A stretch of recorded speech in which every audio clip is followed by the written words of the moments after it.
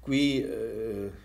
cerca di sopravvivere e di proporsi un progetto del vivere,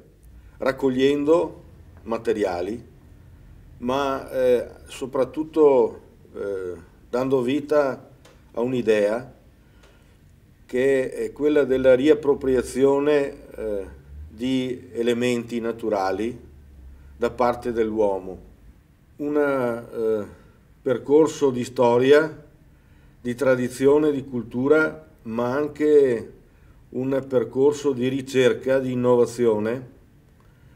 per una riproposizione di quello che è stato un tempo, alla scoperta di quello che siamo stati, non in maniera nostalgica, ma in maniera propositiva. La riproposizione di alcuni oggetti che diventano propri, particolarissimi, la trottola da taschino per esempio, un gioco, dice ma